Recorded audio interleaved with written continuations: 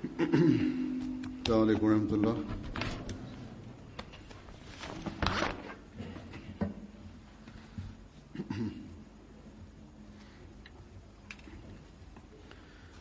أشهد أن لا إله إلا الله وحده لا شريك له وأشهد أن محمدا عبده ورسوله أما بعد فأعوذ بالله من الشيطان الرجيم بسم الله الرحمن الرحيم الحمد لله رب العالمين الرحمن الرحيم مالك يوم الدين إياك نعبد وإياك نستعين اهدنا الصراط المستقيم صراط الذين أنعمت عليهم غير المغضوب عليهم ولا الضالين ومن أحسن قولا ممن دعا إلى الله وعمل صالحا وقال إنني من المسلمين. इस आयत का तर्जुमा यह है कि और बात के Bismillahirrahmanirrahim. Huzur kaže, prevod ovog ajeta je da ko je bolji u govoru od onoga ko poziva ljude Allahovom putu i čini dobra djela. I onda kaže, ja sam sigurno među onima koji su poslušni. Huzur kaže, ovaj ajet je savršen primjer i uključuje sve one odlike i vrline koje trebaju biti dio života vjernika.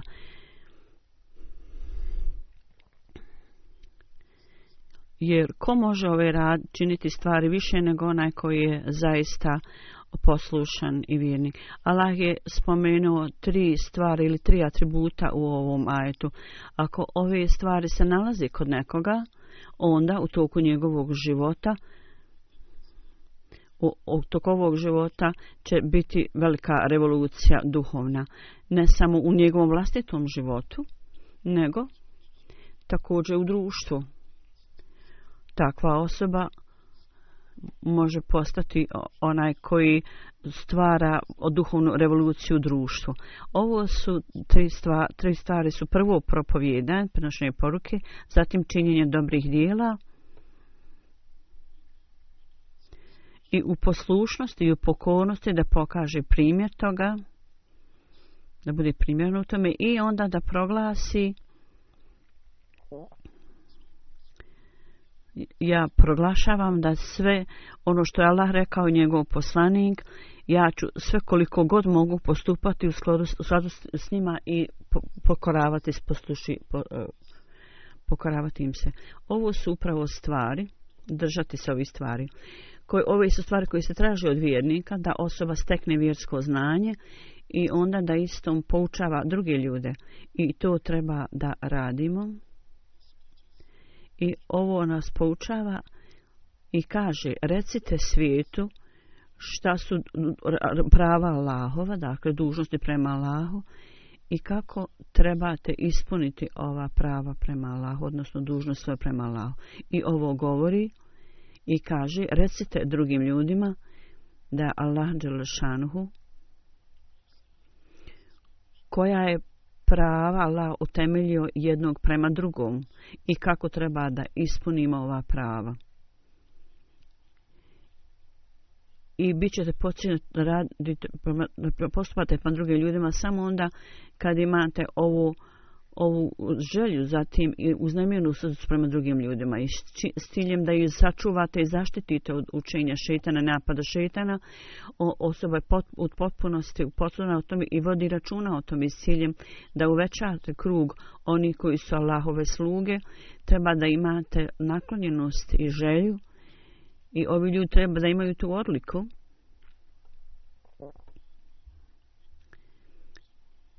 Ili da s ciljem da dovedu ljude bliže Allahu, da u srcu imate duboku želju za tim.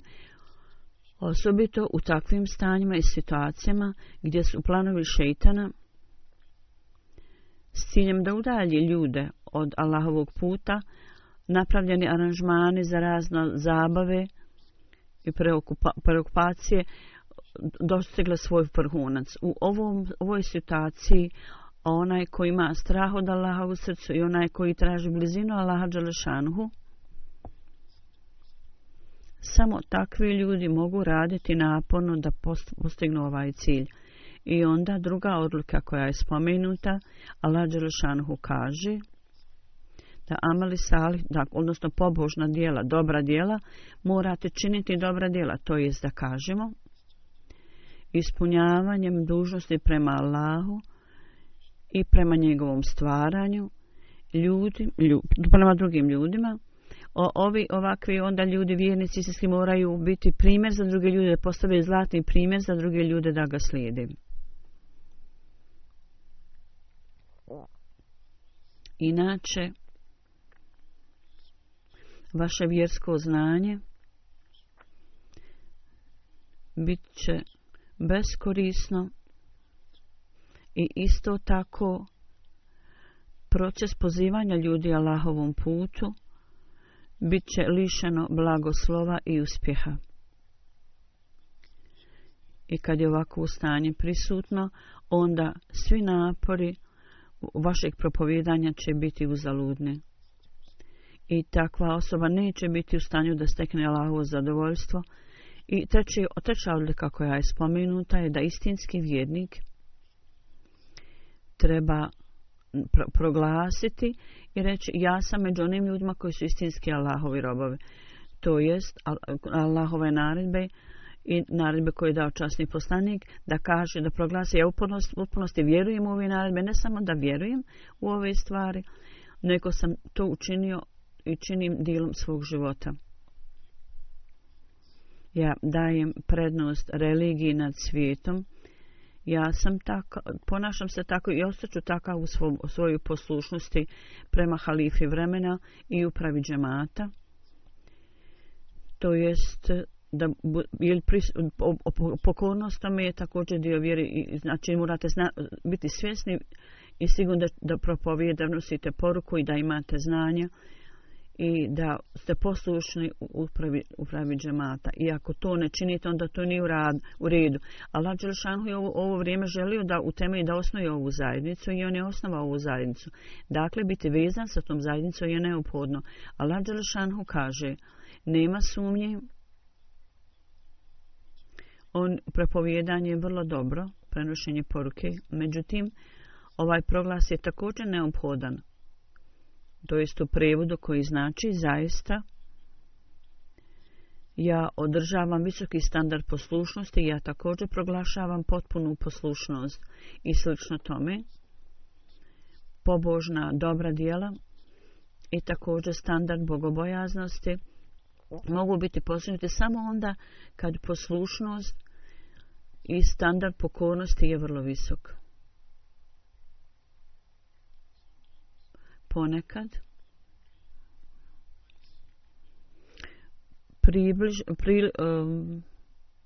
naoko pobožni ljudi koji rade za religiju,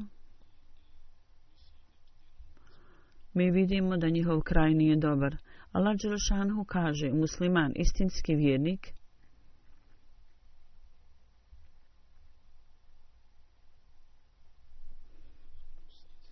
i onaj koji uvijek govori dobre stvari, on također mora pokazivati dobar primjer.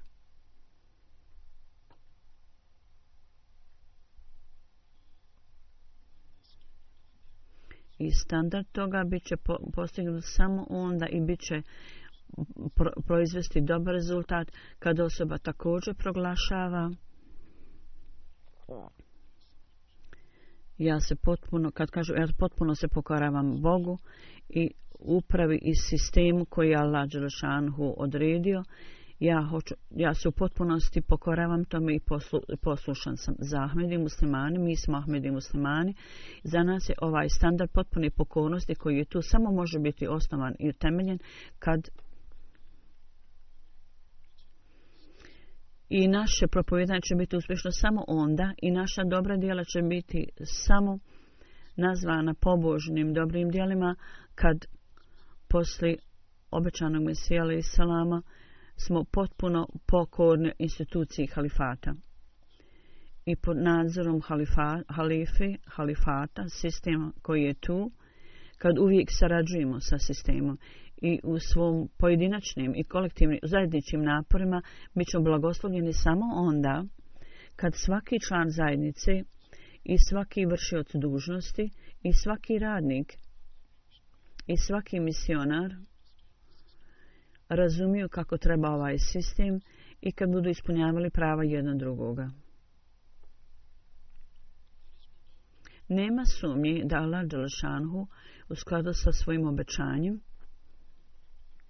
i u skladu sa predskazanjem koje je dao časni poslanik sallallahu alejhi ve sellem kad je on poslao obećanog Mesiju u skladu s tim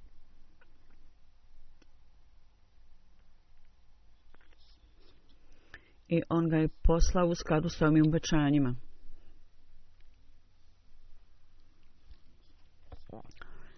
Da ovi poslovi, takvim poslovima, upotpunjenje ovih poslova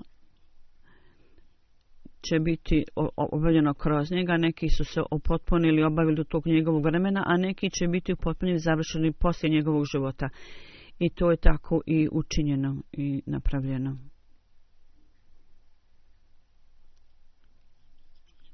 I kroz njega, preko njega, poruka Islama dostiže do sva 4 ugla svijeta, do svih uglova svijeta i postepeno pobožna srca dolaze u okrilje Ahmedijata Islama. Allah dželešanhu, svrha za koju Allah dželešanhu šalje poslanike, ti svrhe cilji budu ispunjeni. Allah dželešanhu kaže u časnom Kur'anu,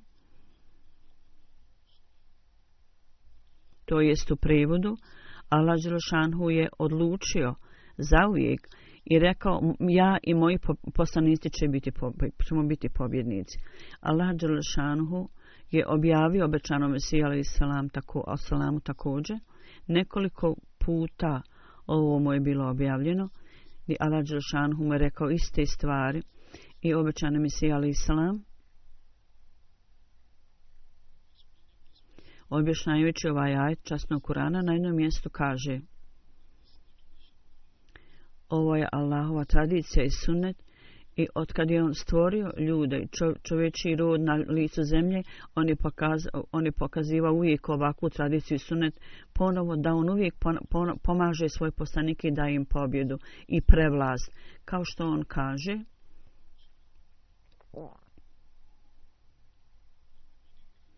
značenje ove riječi prevlast i pobjeda je da, kao što je ovo želja poslanika i vjerovjesnika, da poruka Božja i Allahova odredba budu utemeljeni na svijetu. Slično tome, Allah dželešanu s moćnim znakovima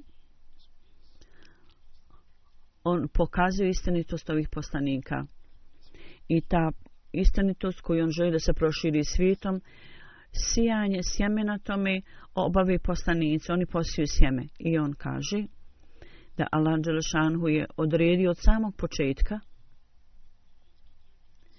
i proglasio je to svojom tradicijom i zakonom da će on i njegovi poslanici imati prevlast, biti dominanti.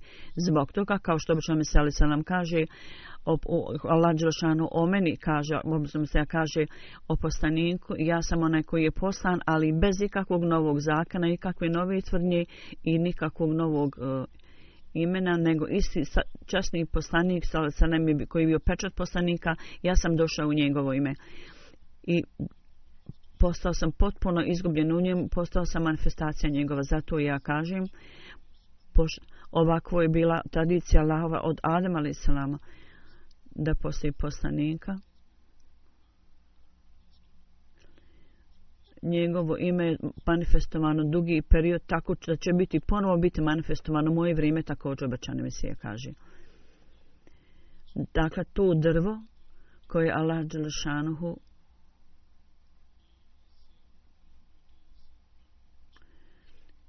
je želio da zasadi svuda širom svijeta kroz obećanog Mesiju, to je drvo šerijata, vjerskog zakona koji je donio časni poslanik sallallahu alejhi ve sellem, i upotpunjenje njenog propagiranja je određeno da se dogodi u vrijeme obećanog Mesija alejhi selam. Kao što obećan Mesija alejhi selam je rekao, to istinitost koju Allah dželešanuhu želi da se proširi svijetom, sijanje tog sjemena je obavili poslanici. I ovo sjeme upotpunjenja sijanja sjemena religije zasijano je kroz obećanog Mesija alejhi selam od Allaha dželešanuhu, a kroz obećanog Mesija alejhi selam. Zapravo, ovo sjeme cvjeta i raste i u toku njegovog života je procvjetalo. U toku institucije halifata ovo sjeme koje je on zasio, njegovi zasadi i ogranci se šire širom svijeta. Dakle, sjeme koje je od Allaha dželešanuhu zasio obećani Mesija alejhi selam, zasio njegovom rukom, ove zasadi i stabljike se šire svuda svijeta i cvjetaju. Prvo, kao što uvijek imamo mali zasad i mali izrastlinu iz sjemena i onda sačuvamo to, i onda ovi zasadi mogu biti odneseni bilo gdje je zasađeni. Slično tome, kad mladice izniknu one. Slično tome, komentar dubokog znanja i poruka Islama i časnog Kur'ana i ajeta, kao što on je to učinio vrlo jasnim u svjetlu Kur'ana. Ta poruka se širi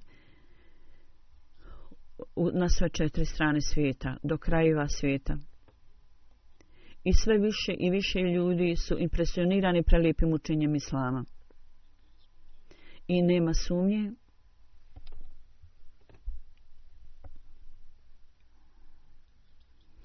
da je Hazreti Mesih Maud alejhi selam, da je preko njega, kroz njega prelijepa poruka Islama će se raširiti u svijetu i širi se u svijetu. U pogledu toga, nekoliko puta kroz objavu obećanom Mesiji je data ova radosna vijesti, a jedna od njih je to spomenuti ovaj ajet. Osim toga, nekoliko još drugih objava. Na primjer, ja ću spomenuti nekoliko. On je rekao, to jest u prevodu, Allah dželešanu u svojoj religiji će vam pomoći u njegovoj religiji. To jest da kažemo, poruka koju vi širite, to je religija Allahova, to jest Islam. I onda zatim objava, to jest u prevodu, Allah dželešanuhu lično će ti pomoći. Zatim naredna objava, koja je vrlo dobro poznata i svuda spomenuta je često puta na mnogim mjestima, koja u prevodu kaže, kad je Allah dželešanuhu rekao, ja ću tebi dati ugled i raširiti tvoje dobro ime širom svijeta. Ovo je dato obećanom Mesiji zato što on pronosi poruku Islama i ovo će Allah dželešanuhu učiniti. I on kaže, ovo je objava koju ja želim da spomenem. I ovo svako zna i svako kaže, zna ovu objavu.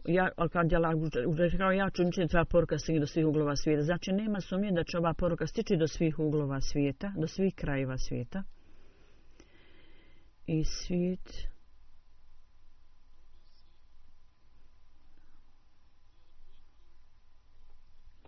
će saznati da je obećani Mesija, veliki junak i vitez od časnog poslanika. Sad kroz MTE vidimo da Allah Đelešanuhu širi lično ovu poruku.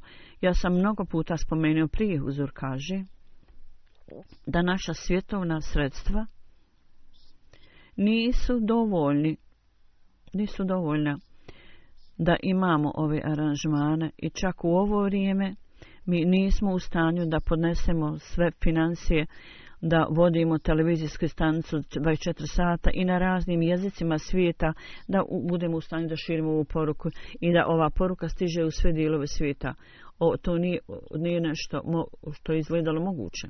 Međutim, i u svim ovim teritorijama i u svim dijelovima svijeta moje hudbe i prijevodi stižu do svih dijelova svijeta.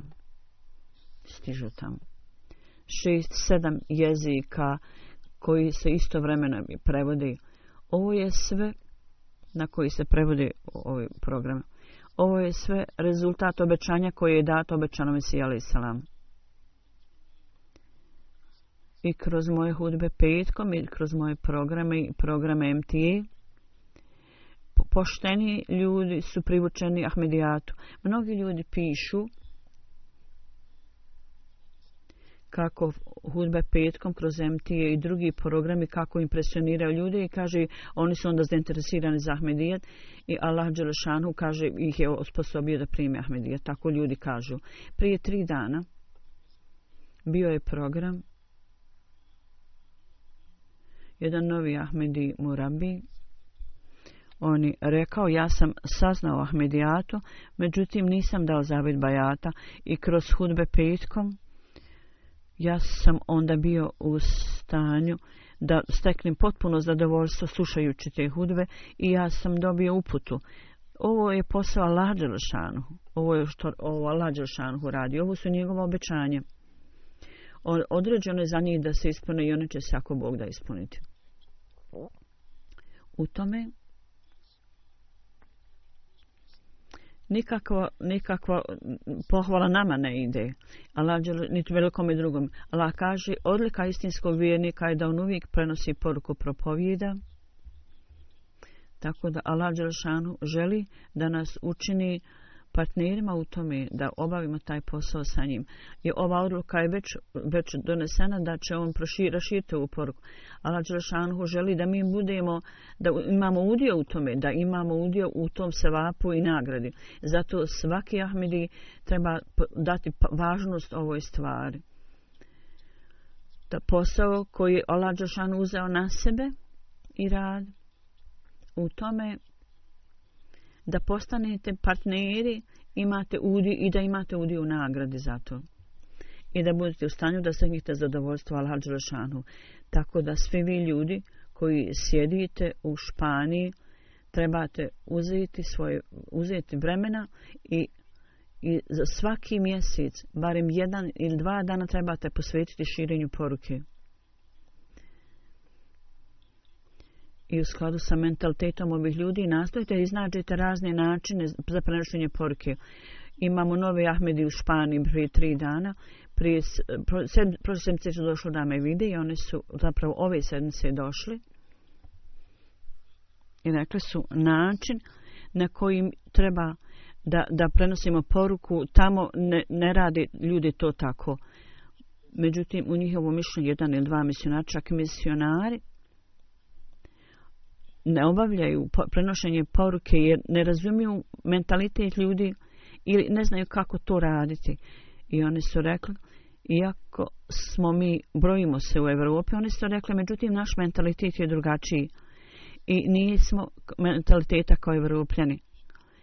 Zato što stanje ovih dana, u ovo vrijeme, mi se bojimo muslimana zbog propagande, međutim, uprkos tome mi također zato što muslimani ostaju i bili su u Španiji dugo vremena, tako da na neki način mi ne osjećamo na neki način, ali imamo povezanost i neku vezu s muslimanima i postoji potreba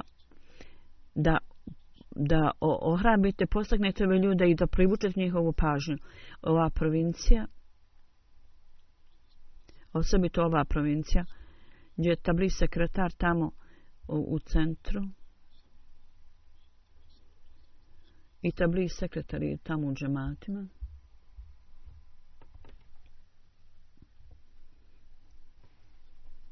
I drugi vršioci dužnosti.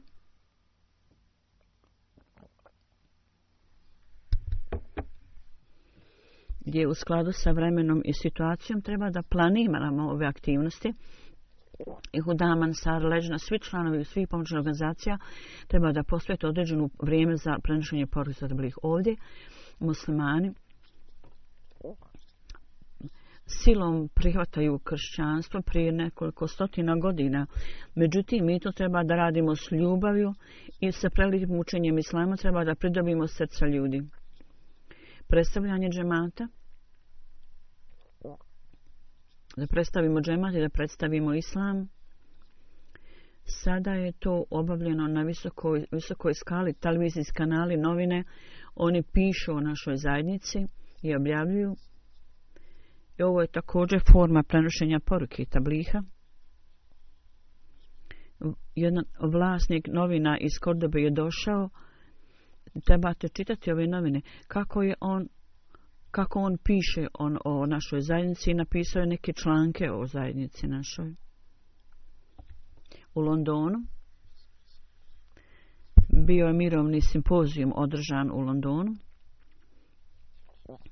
U to vrijeme također predstavnici lokalne štampe i novina su bili prisutni. Jedan od njih me intervjuisao, kaže, i onda se vratio i na televizijskom kanalu je govorio o džematu i o miroljubivom učenju koje je džemat širi u tome i on je pokazao program o tome. I pokazao jedan dio mog intervjua. Tako da stanje Španiji nije isto kakvo je bilo prije 35 i 40 godina. Ako postoji manjkavost u širenju poruke, to je zbog nas. U drugim zemljama, kao što je Maroko, ljudi dolaze i žive, smještaju se u ovim oblastima i proširenje poruke tamo i na arapskom jeziku i arapska literatura treba da bude raspodijeljena. Na španskom također jeziku, koliko god imamo literaturu na španskom jeziku i predstavljanje islama na španskom. I bazirano na tome što se tiče literature, zadnjih nekoliko godina iz Velike Britanije i Njemačke studenti koji su završili obrazovanje i oni koji dolaze na ovo polje, prije nego što ih pošaljem na polje, ja ih pošaljem ovdje i da idu u svaki grad i da dijele liflete. Po mom mišljenju, Huzur kaže, više nego 3 miliona kopija literature su, ja mislim, podijeljene u ovo vrijeme. I novi misionari, oni također smatraju kad budu određeni, oni nakon završe studije i školu, kad odu u Španiju, oni prihvataju literaturu sa velikim interesom i općenito nas, kaže, susreće s nama sa poštovanjem. Oni čitaju literaturu, vrlo je mali broj onih koji bace liflete i to. Oni normalno to pročitaju i stavaju to u svoj džep. Slično tome, osim toga, jedna ima gospođa iz Španije, ona je postala Ahmedi, ona živi u Londonu. Ona je žena sekretara za Novi Ahmedi i njena familija je također tamo i ona je došla ovdje i razne škole i koleđe i društva. Ona ide i prenosi poruku. Ona dolazi ovdje i iznalađe priliku da prenosi poruku islama i džemata. Dakle, ovi ljudi koji ovdje žive, misionari, zašto oni ne napravi takvu mogućnost prilike? Tako da Ahmedi koji ovdje živi, vršioci dužnosti i misionari, u pogledu ovoga, oni treba da napravi obuhvatan i snažan plan. I Novi Ahmedi, gospođa koju sam ja spomenuo, to je najbolji mogući način prenošenja poruke. Rekao sam da meni pošalju i da onda to prenesemo drugom. Ako je to praktično i ako to razumijemo u skladu s tim, onda treba raditi s tim i provesti taj plan prenošenja poruke. Međutim, stvarna činjenica je postoji potreba za uzajamnu saradnju i pomoć.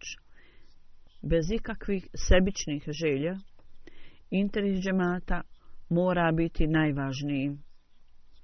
Postoji potreba da razumijete ovu stvar, da postajući Ahmedi mi treba da ispunimo svoje dužnosti s posebnom predanošću i strašću i ljubavi i osjećajem predanosti i obavezi. Da jednog godina kad novi misionari ovdje dolaze, samo njihovim dolaskom ovdje i širenjem literature posao neće biti obavljen. Ja sam poslao ljude za ovu svrhu.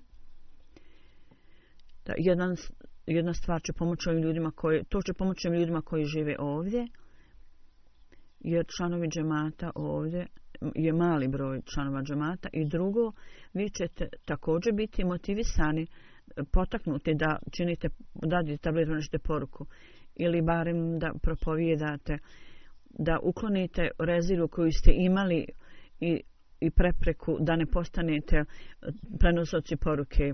Mislite što je zapravo dio toga. Misionari koji dođu ovdje ne znaju jezik, ali ipak idu napolje i obavljaju taj posao. Tako da postoji potreba da se stvori ovo osjećanje, ovo mišljenje.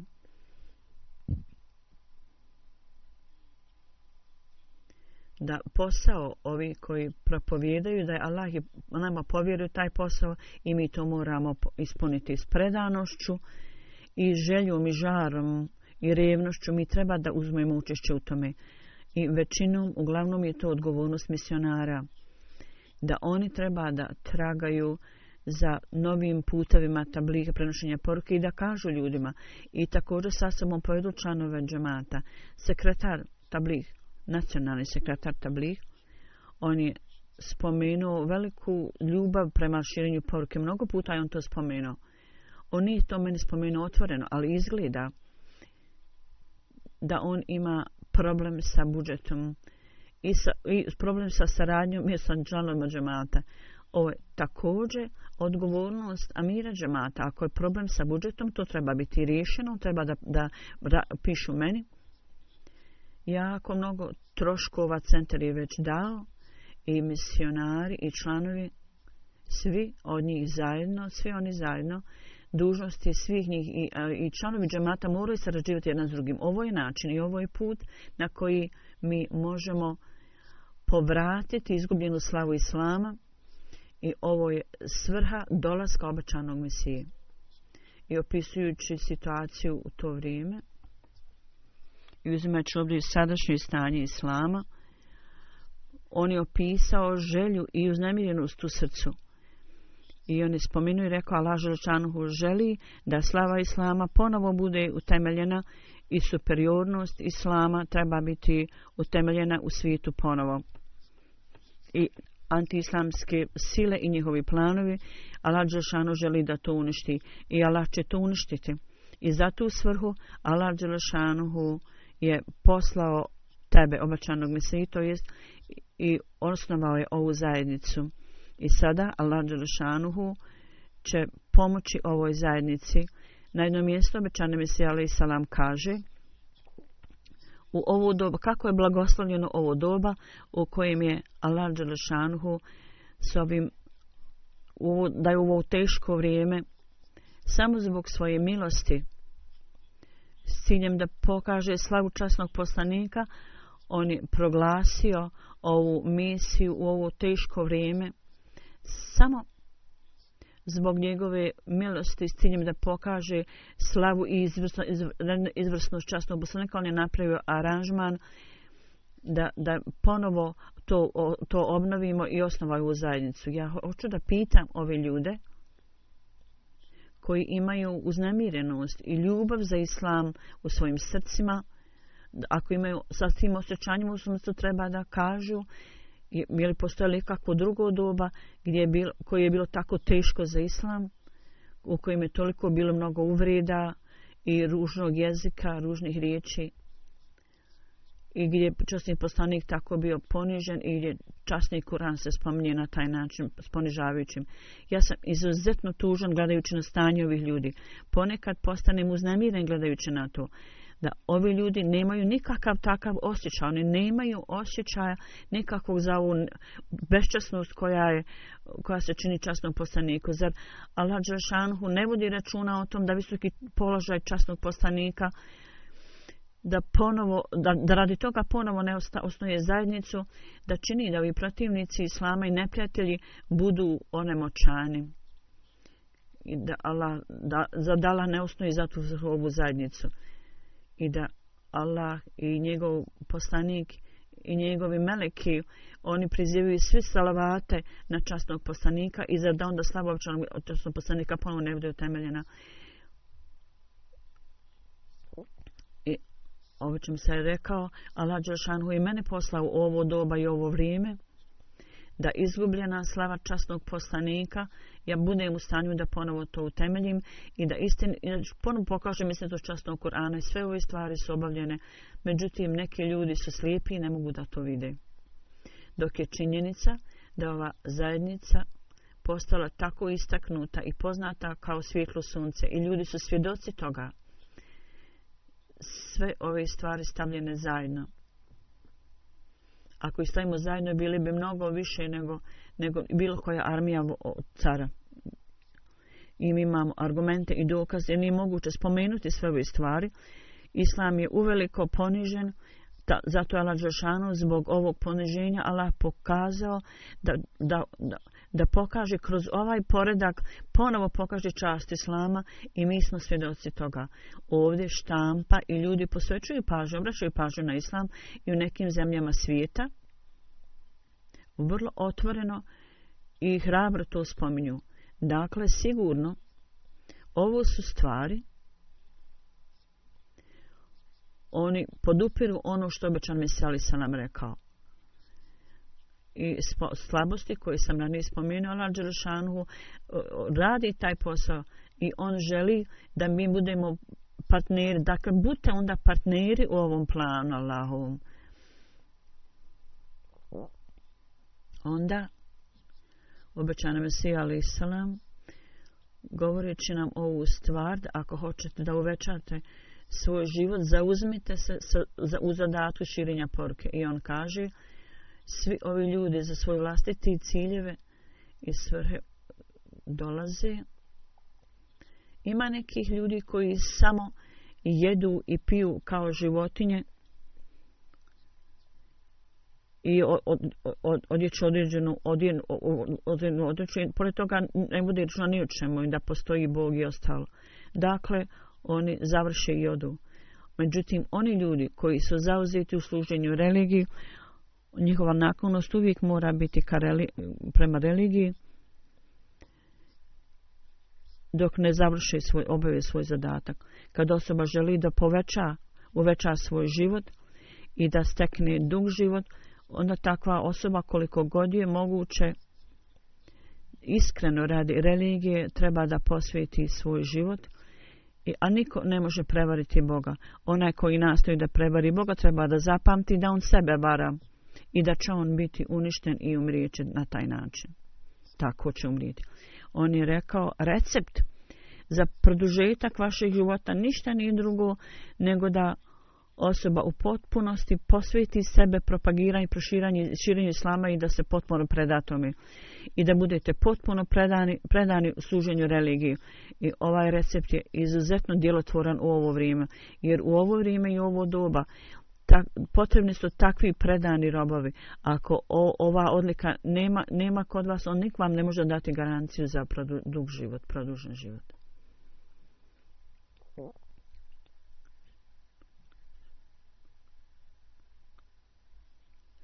Časni poslanik, sallallahu alejhi ve sellem, ističući širenje poruke i prenošenje poruke spomenuo i dao jedan savjet Hazreti Aliju. I ovo je zlatni savjet za sve nas. Časni poslanik je jednom prilikom,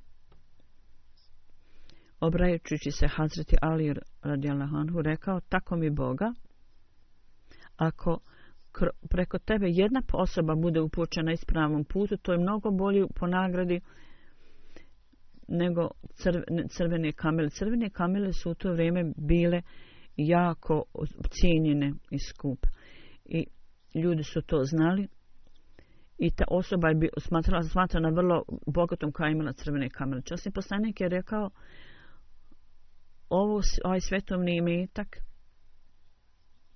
je ništa u poređenju sa ovim da prenosite poruku i da kao rezultat toga neko primi ispravan, bude upućen na ispravan put. Vi radite ispravne stvari, to je u redu, ali treba da prenosite poruku. 1 ili 2 mjeseca, ja sam rekao, trebate posvetiti, međutim trebate posvetiti više vremena tome. Na ovaj način mi ćemo steći svijet i Allah će također biti zadovoljan s vama. Kao što sam spomenuo na samom početku, zbog prenošenja poruke, vaše religijsko znanje će također se uvećati i onda časni poslanik je rekao, onaj ko poziva ljude dobru, također bude nagrađen istom nagradom kao ona osoba koja postupi u skladu s tim. I njegov sevap najmanje ne umanjen. Dakle, to je prevod ovog ajta koji sam ja na početku preučio, na početku hudbe. Ko je bolje govora od onog koji poziva Allahovom putu i on dobiva sevap. Nagrada za to je kao onoga ko stekne uputu. Koliko on bude nagrađen, toliko i ovaj koji ga je pozivao. Onaj koji prenosi poruku i propovjeda, on stekne svjetovnu nagradu. Njegov doba je također blagoslov njegov život i također dobije nagradu za dobro djelo. Dakle, sim da postanete primaoci Božjih blagoslova, potrebno je da u ovo vrijeme radi prenošenja poruke i da dademo ljudima uputu, da uputimo ljude, treba da posvetimo sebe tome. Onda Hazreti Mesih Maud alejhi selam u ovom služenju u islamu odskreće pažnju našu na to i kaže, vrijeme je ograničeno. Ja dajem ovaj savjet ponovo i ponovo, da nijedan mlada osoba ne smije ovisiti i misliti da ja meni samo 18-19 godina, ja imam puno vremena. Ljudi koji su zdravi ne smiju se hvalisati time i ne ovisiti o tome. I osoba koja je u dobrom stanju ne smije ovisiti o svojom dobrom položaju i stanju. Vremena se mijenjaju. Ovo je zadnji dio vremena. Allah dželešanuhu želi da iskuša one koji su iskreni. Ovo je vrijeme da pokažete svoju dobrotu i bogobojaznost. Vrijeme prolazi i vrijeme ovo neće doći ponovo. Ovo je vrijeme da sva predskazanja svih poslanika su se završila u ovo vrijeme. Zato ovo je zadnja prilika da obavite svoju uslugu istinski koja je data u ljudima. Poslije toga neće biti druge prilike. Najnesretnija je ona osoba koja izgubi ovu priliku. I on kaže, jednostavno proglasiti davanje bajata nije ništa. Učinite napor. Molite Allaha dželešanuhu da vas Allah dželešanuhu učini bogobojaznom osobom i nemojte biti lijeni. Budite aktivni, postanite aktivni. I učenje koje sam vam ja dao, nastojite da učinite sve što možete da postupate u skladu s tim i slijedite ovaj put koji sam vam ja pokazao i put. I kao što sam u zadnjoj hudbi spomenuo, uzor kaže, Nuhova lađa, spomenuo sam, koje u prijevodu kaže naše učenje, mora svaki Ahmedi čitati tu knjigu i cijela knjiga treba biti pročitana. I oni ljudi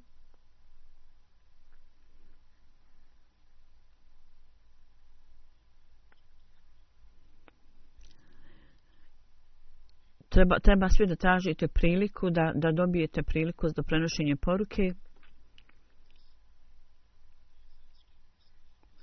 I ove izjave i izreke će nam pomoći. Ovo je učenje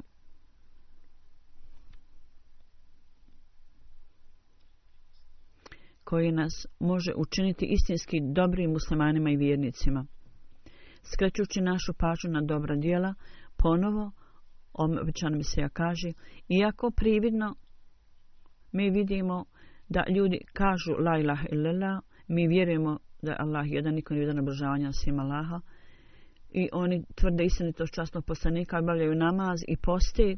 Međutim, stvarna činjenica je da nema duhovnosti u njima. S druge strane, oni rade protivno ovim pobožnim djelima i dobrim djelima. Razlog je da ovi postupci i djela nisu učinjeni kako istinski treba da budu, nego suprotno. Ovo dokazuje stvar da ono što muslimani čini nisu pobožna djela. Kako god dobre stvari rade, oni rade, Allah dželešanu kaže, oni to samo obavljaju na ceremonalan način, jer nema u njima predanosti i žara. Zato blagoslovi za ta djela nisu služili blagoslovi Allaha. Ukoliko i dotle, sve dok istinski ljudi sa duhovnošću ne upopravi svoju duhovnost, ne čini dobra djela s tom predanošću, neće dobiti nagradu za ova djela i dobra djela će se zvati pobožnim djelima kad nema ništa svjetovno u tome. I suprotno dobroti je nered, suprotna riječ, suprotno stanje.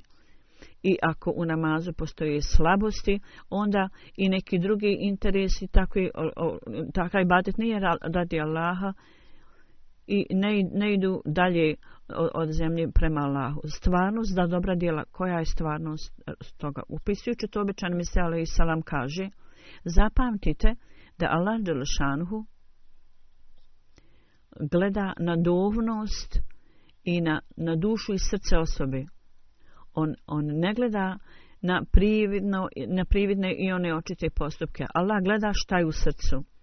I on vidi i gleda šta je u dubini srca i ima li iza toga ikakvih nedostataka i mahane ili kakva je realnost srca. Neki ljudi budu prevareni gledajući na izgled, vanjski izgled toga. I ima ljudi koji obavljaju tahadžud namaz i govori dobrim stvarima. Ljudi smatraju, općenito ljudi smatraju dobrim ljudima i vjernicima. Neko ko ima tespih u rukama, ljudi ga smatraju pobožnim. Neki ljudi. Međutim, ove stvari se Allahu ne dopada. Allah ne voli ove stvari, prividne samo stvari. Allah ne voli ove stvari koje se radi samo prividno, to samo vanjština stvari.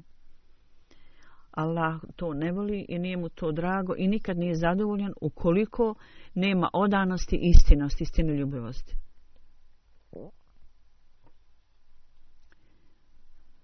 Prividna ljepota i slava i stanje,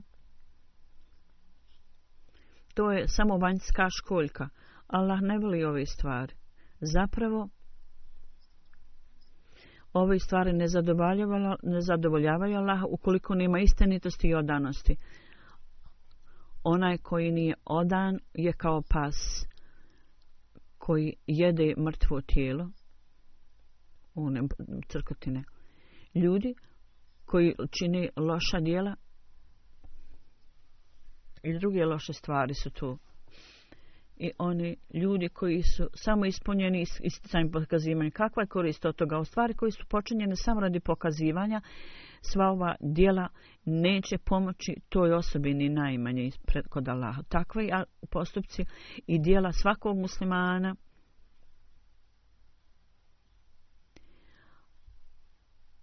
treba,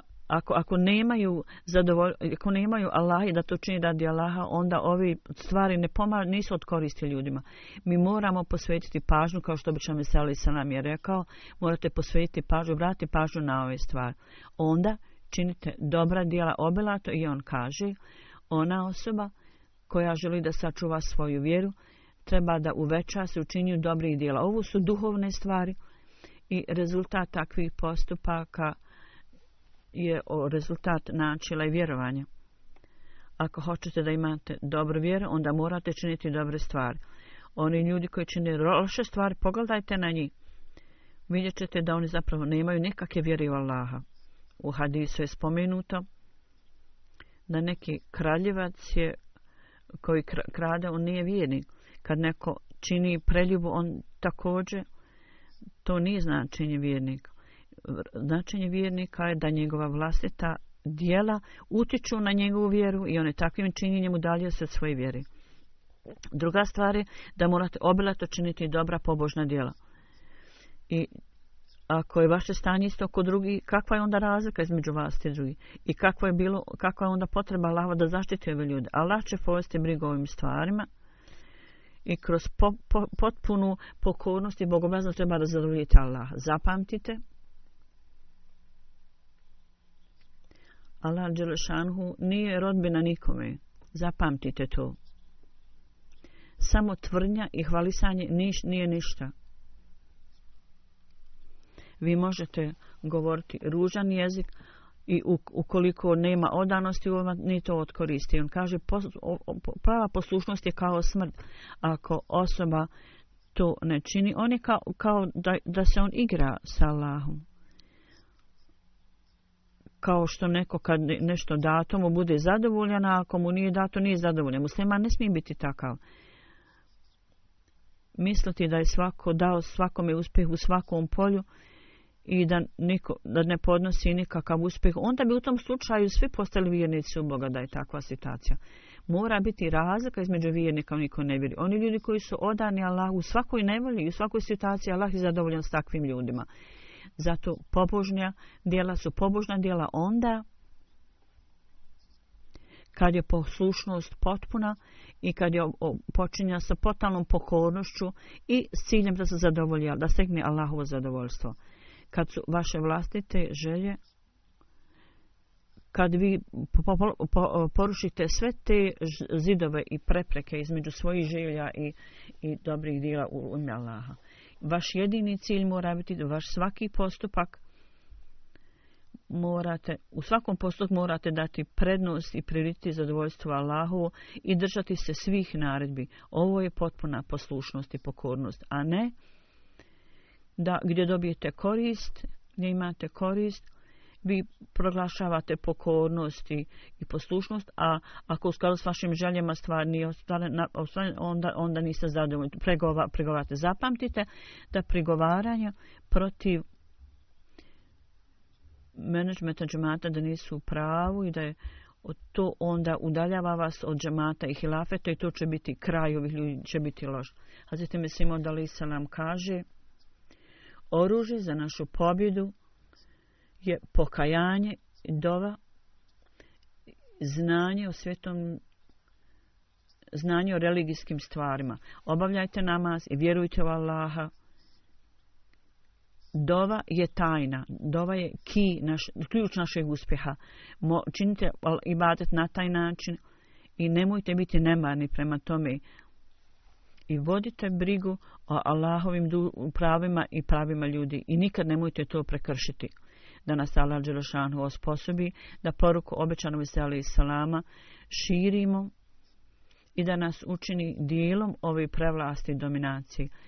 I da Allah dželešanu sa našim pokajanjem i ibadetom i traženjem oprosta od Allaha da nas osposobi da budemo u stanju da obavimo te djela i prenošenja poruke i da ispunimo dužnosti prema Allahu i prema njegovim stvorenjima.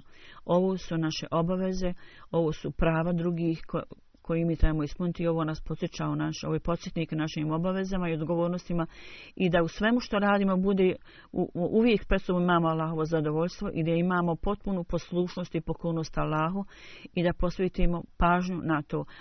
Onda će Allah dželešanuhu nas osposobiti da vidimo da će se obećanje koje je dato obećanom Mesiju o pobjedi Islama, bit ćemo u stanju da to vidjeti, da Allah učini da tako bude, da nas osposobi za to.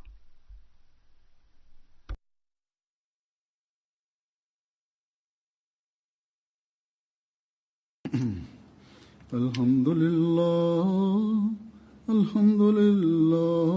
nahmaduhu wa nasta'inuhu wa nastaghfiruhu wa nu'minu bihi wa natawakkalu alayhi wa na'udhu billahi min shururi anfusina wa min sayyiati a'malina.